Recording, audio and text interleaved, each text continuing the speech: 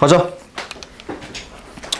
자, 여기 광합성과 증산작용 파트는 실험 문제가 상당히 많이 나와요. 그래서 제가 먼저 이 실험 문제 몇 가지 좀 설명을 해드릴까 하는데요. 아까 제가 이제 광합성 파트 조금 강의했잖아요. 그 이후에 실험 문제 하나 해보도록 할게요. 첫 번째로 실험을 진행하고자 하는 게 하나가 있어. 내가 총 실험 2가지 정도 강의를 해줄 거야. 알았지? 실험 1번은 뭐냐면은 광합성의 산물이라고 하는 것에 대해서 강의를 할 거예요. 뭐라고? 광합성의 산물. 얘들아, 광합성의 산물이라고 하는 것은 뭐냐면은 생성물질을 이야기하는 겁니다. 아시겠죠? 그래서 광합성의 산물에 대해서 확인을 한번 해보려고 하는데, 자, 가장 먼저 어떤 실험을 진행하냐면은 아까 전에 우리 BTB 용액에 집어넣었던 검정말 있죠? 그 검정말에 이파리를 뗍니다.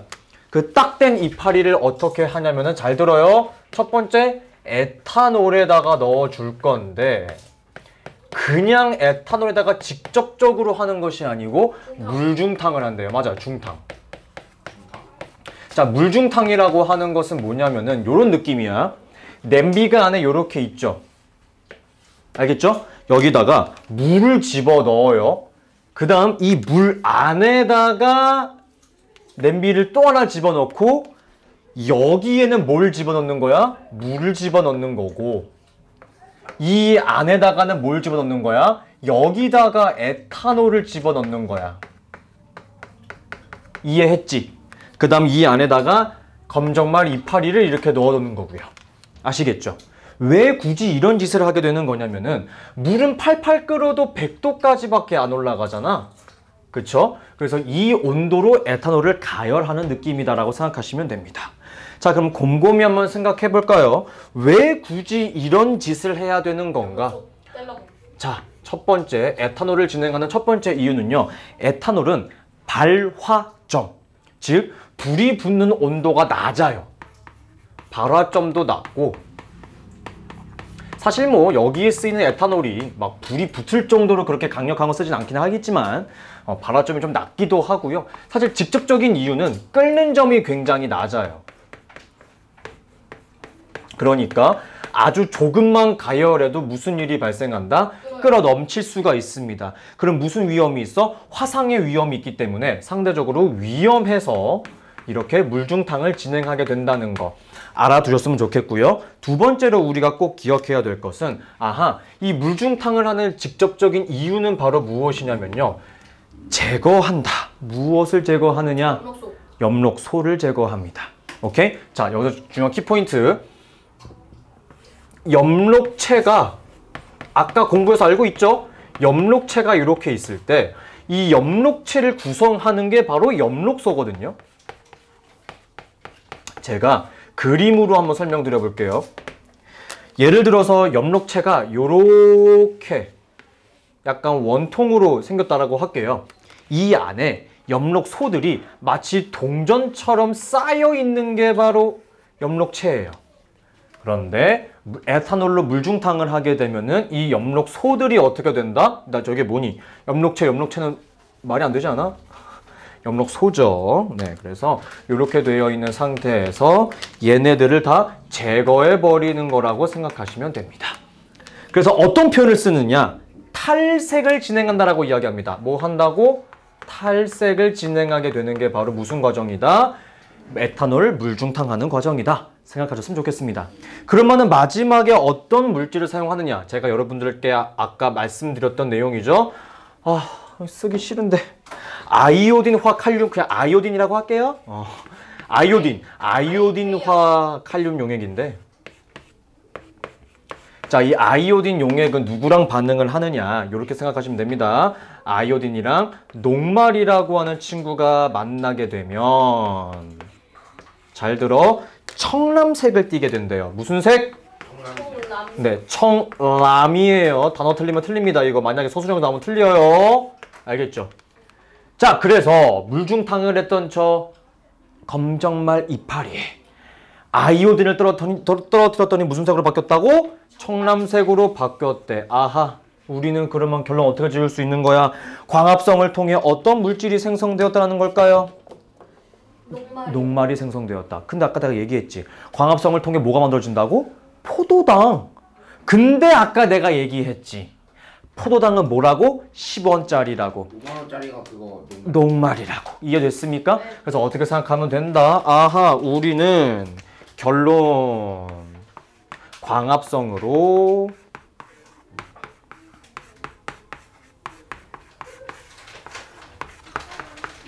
무엇을 생성한다? 녹말이라고 하는 친구를 생성한다. 이해하시겠죠? 네, 요 정도까지 따라와 주셨으면 좋겠습니다. 아시겠죠? 자, 그 다음은 이제 두 번째 실험 한번 진행해 보도록 할게요. 얘는 이제 뭐냐면은 아까 광합성에 영향을 주는 요인들 실험을 진행했잖아요. 그쵸? 그래서 요인 실험이라고 생각하시면 됩니다. 영향 실험입니다. 자, 우리는 이 영향을 끼치는 것에서 가장 크게 달리 해주고 싶은 것은 사실 햇빛의 양 혹은 온도라고도 볼 수 있을 것 같아요. 그런데 있잖아, 여기서 굉장히 중요한 물질을 하나 사용합니다. 물질을 하나 사용해요. 아시겠죠? 뭐냐면은 1%의 이름이 굉장히 길어요. 탄산수소 나트륨. 탄산수소 나트륨. NaHCO3. 맞아요. 수소 나트륨이라고 하는 친구인데요. 이 친구를 물에다가 녹여주게 되면 무슨 일이 발생하게 되느냐? 이산화탄소를 생성합니다. 근데 얘들아, 이렇게 만들어낸 이 이산화탄소를 우리가 어디다가 쓸 수 있을까?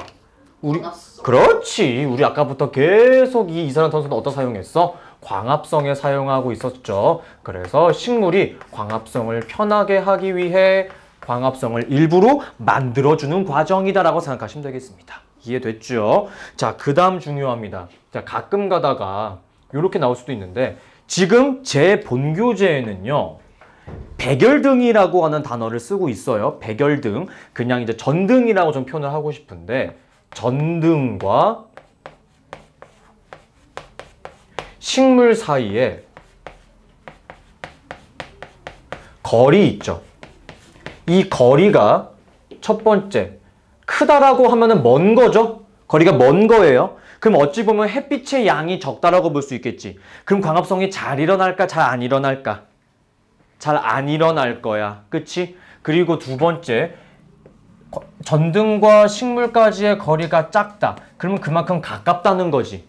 그럼 햇빛의 양도 많다는 거고 어찌 보면 온도도 조금 높게 형성될 수 있겠지. 그럼 광합성이 활발할까 둔할까? 활발할 거예요. 그걸로 이야기할 수 있는 겁니다. 거리가 크다, 거리가 멀다. 따라서 광합성은 상대적으로 덜 발생할 것이고 이때는 광합성이 상대적으로 잘 발생할 거예요. 이해가 되나요? 이해됐죠? 근데 여기서 가장 중요한 키포인트는 뭐냐면은 광합성이 잘 발생하잖아? 그럼 시금치 이파리가 떠오릅니다. 그것도 빠르게 떠올라요. 이해됐어? 이해됐지? 빠르게 떠오른다. 빠르게 떠오른다. 그런데 광합성량이 적어지게 되면 광합성을 많이 못할 거니까 천천히 할 거니까 어떻게 떠오르겠어? 느리게 떠오르게 되겠지. 이렇게 분석하시면 되는데요. 자, 몇몇 시험 문제에서 혹은 몇몇 출판사에서는 거리를 이야기하지 않고요. 전등의 개수로 이야기를 하기도 합니다. 무슨 소린지 이해했습니까? 자, 간단하게 실험을 한번 진행해 보도록 할게요. 그림을 설명해 줄게. 나는 실험을 이렇게 진행한 거야. 비커가 이렇게 있어. 비커가 이렇게 있어. 그리고 예를 들어서 광합 거리가 멀다라고 하는 것은 조명을 여기서 쏴주고 있는 거야. 이해됐지? 근데 거리가 가까운 것은 여기서 쏴주고 있는 거야. 그럼 얘가 더 빠르게 위로 올라올 거고 얘는 느리게 위로 떠오르게 된다는 소리가 되겠죠. 이해됐습니까? 근데 세 번째 필기했던 걸로는 이런 식으로 실험을 진행하는 거예요. 첫 번째 실험관이 그 비커가 이렇게 있고 두 번째 비커가 이렇게 있을 때 첫 번째 같은 경우는 전등이 하나야. 동그라미로 해서 이렇게 비춘다고 할게요. 근데 두 번째 실험관은 전등이 두 개라서 이렇게 비춰주는 거라고 생각을 할게요. 그럼 오른쪽에 빛의 양이 더 많으니까 이 시금치를 사용했을 겁니다. 여기서 아마. 검정말인가? 어쨌든 뭐 중요하지 않겠지만 이파리가 더 빠르게 위로 올라온다라고 볼 수 있겠고 얘는 천천히 위로 올라오게 되겠죠. 오케이? 그러니까 이 실험에 대해서 우리가 헷갈리지 말자라는 거예요. 어떤 문제 유형이 나오더라도 우리는 혼란스럽지 않게 생각을 해주셨으면 좋겠습니다. 이해됐나요? 됐죠? 자, 그 다음 마지막 최종 정리 한번 해보려고 합니다. 이 광합성이라고 하는 파트에 대해서 우리는 최종 정리를 한번 해야 될 것 같아. 가볼게요. 세 번째, 광합성의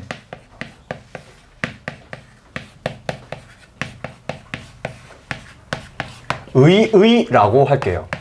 그러니까 어떤 의미를 가지고 있는가라는 겁니다. 아시겠죠? 자, 첫 번째, 너무나 당연하게 이 포도당이라고 하는 친구는 식물뿐만 아니라 동물들의 양분이 됩니다. 그래서 양분을 만들어낸다, 양분의 합성을 한다라고 생각하시면 돼요. 자, 그리고 사람이라든지 동물들은 다른 생물을 잡아먹으면서 살아가게 되잖아요. 그죠?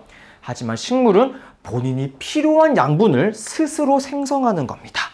이해하시겠죠? 그러니까 살아가기 위해서 혼자 스스로 밥을 만들어 먹는 겁니다. 이해됩니까? 그렇게 생각하시면 돼요. 아무것도 없는데 그냥 갑자기 햇빛만 보면서 밥을 생성하고 또 어떻게 먹기도 하는 거야. 이 먹는 과정은 다음 시간에 공부할 거예요. 알겠죠? 이 정도 보시면 좋을 것 같고요. 그리고 두 번째, 얘들아, 우리 광합성할 때 필요한 물질이라고 이야기하면 안 되지만 이렇게 표현하자 그랬지? 세 가지 있었어. 여기서 끌어올려. 뭘 끌어올린다 그랬어? 뭘 끌어올린다 그랬어? 끌어올린 물질 이름이 뭐야? 물. 뭘 들이마셨어? 아니지. 식물이. 이산화탄소. 그리고 뭐가 필요해? 햇빛. 그쵸? 잘 들어보셔야 돼요. 그게 햇빛이 무슨 에너지라 그랬지? 빛에너지. 빛에너지입니다. 잘 들어보세요. 여기서 에너지라고 하는 친구의 전환이 이루어집니다. 자, 무슨 소리냐면 광합성할 때 필요했던 것은 바로 빛 에너지잖아요. 이 빛 에너지를 어떤 형태로 바꾸는 거냐면요. 화학 에너지라고 하는 형태로 변화합니다. 자, 잘 들어보셔야 돼요. 광합성을 통해 만들어낸 물질이 뭐라 그랬습니까? 포도당. 저장할 때는 녹말의 형태로 저장한다 그랬잖아요. 그 포도당이 주로 화학 에너지라고 생각하시면 됩니다. 이해하시겠죠?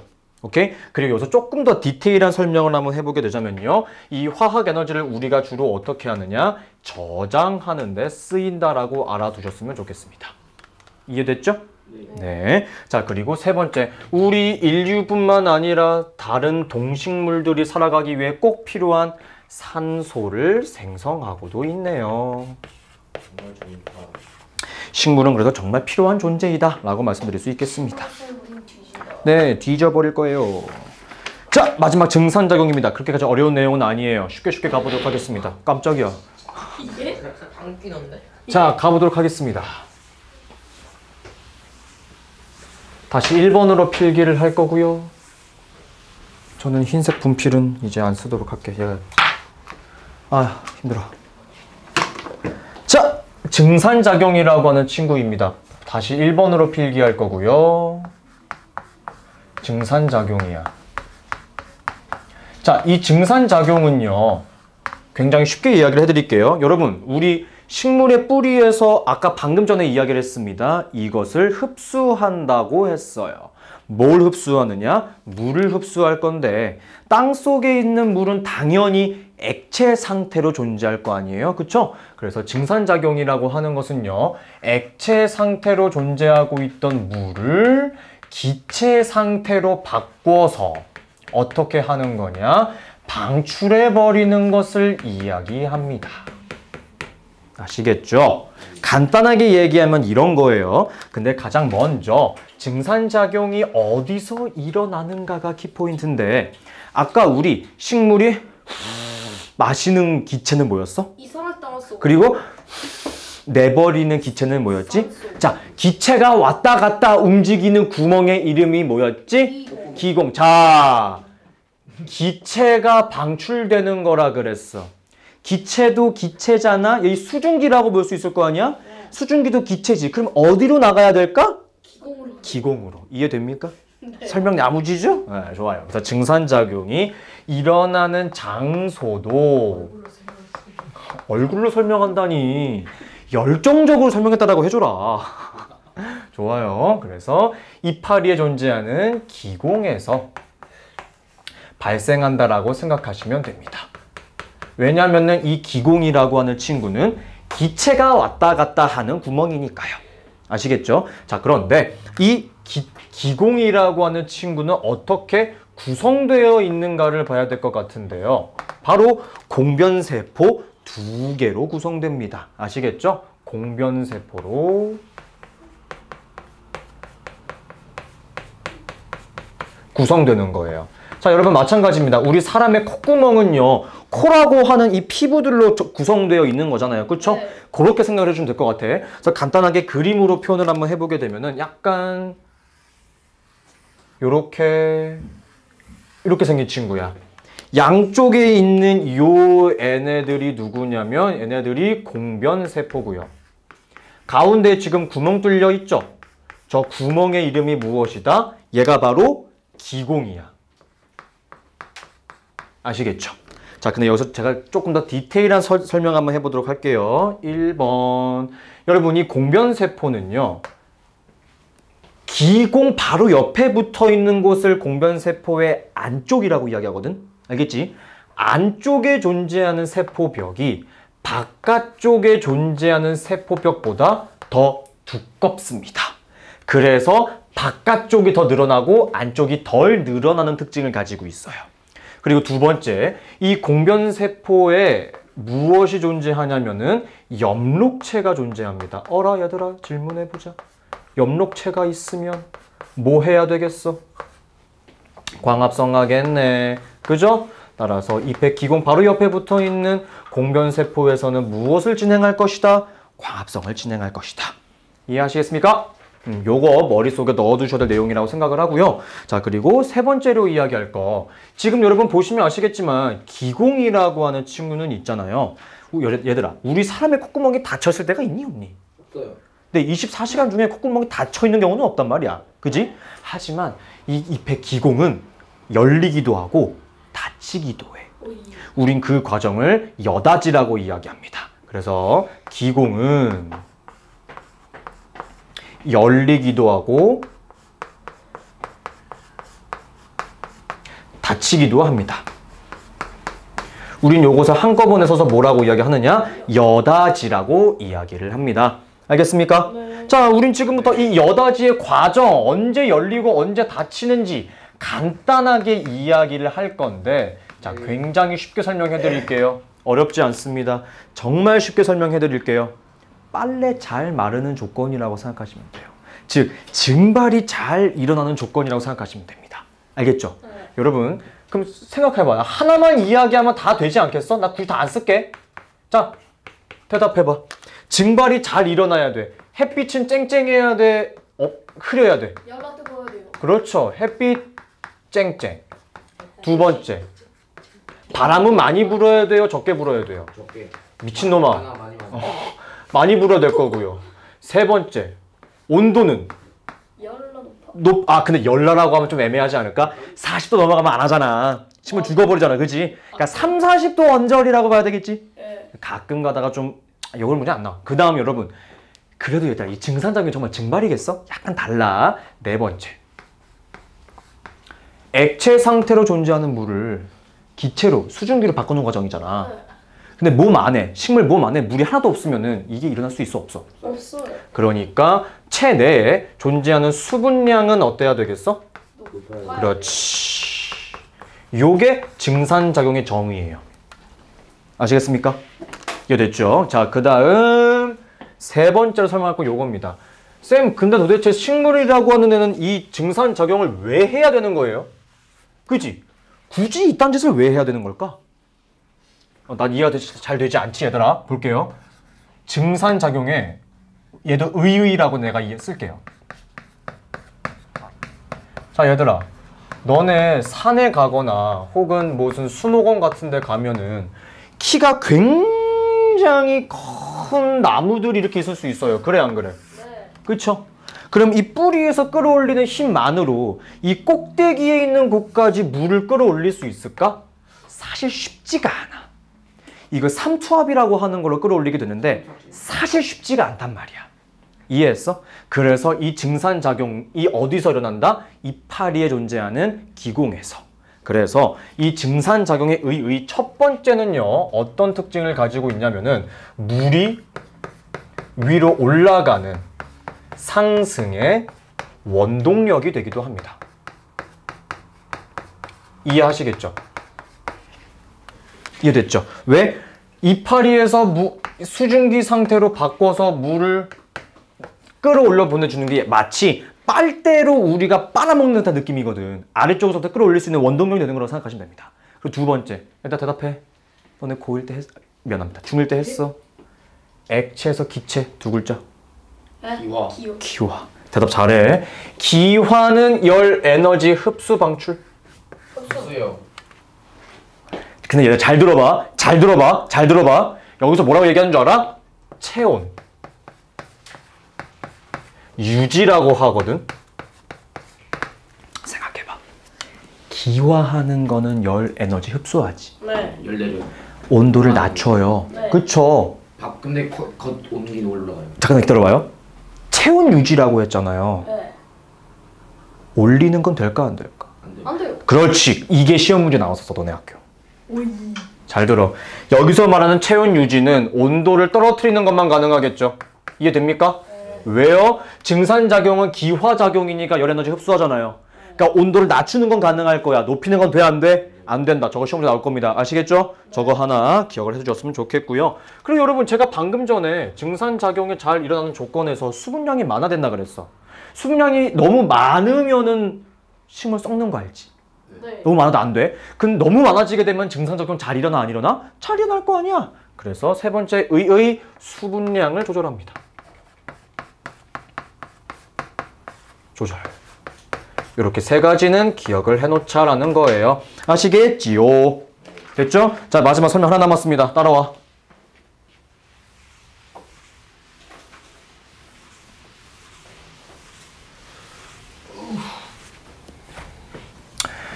네 번째, 이 증산작용에 대한 실험이에요.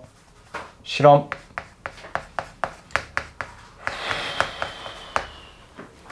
자, 이 증산작용과 관련된 실험을 한번 진행을 해볼 건데 실린더를 3개를 준비할 거예요. 하나, 둘, 셋. 세 실험관 다 일정량의 물을 넣어보려고 합니다.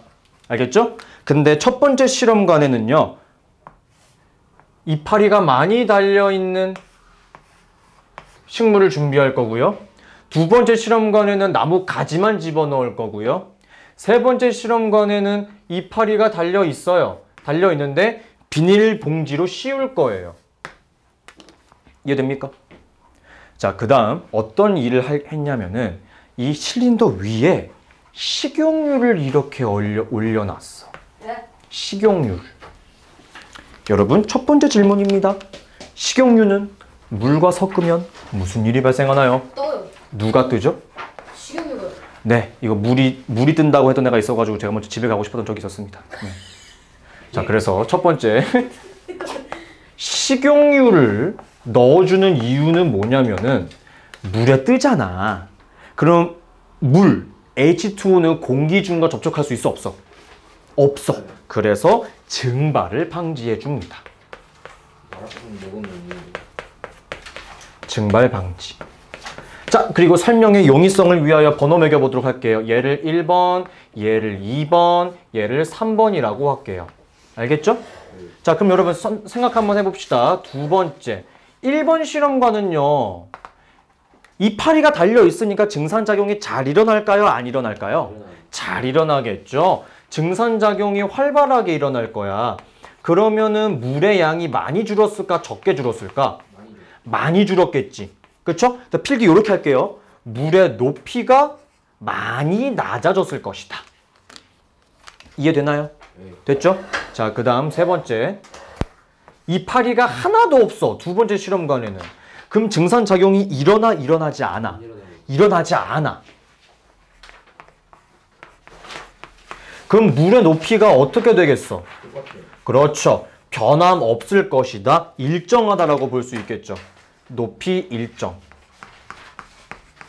자, 그 다음 중요한 게 세 번째야, 얘들아. 세 번째는 이파리가 있기는 있는데 어떻게 했다 그랬지? 봉지를 씌웠어요. 그럼 수증기가 날아가다가 봉지에 맺히겠죠. 그럼 안쪽이 점점 어떻게 될까? 습해질 거야. 그럼 잘 일어나겠어? 안 일어납니다. 비교적. 그래서 세 번째 실험관에서는요.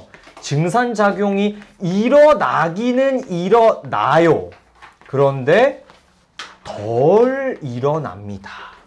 그래서 물 높이가 낮아지긴 하겠지만 조금만 낮아질 거야. 얘가 제일 많이 낮아질 거고. 이해됐어?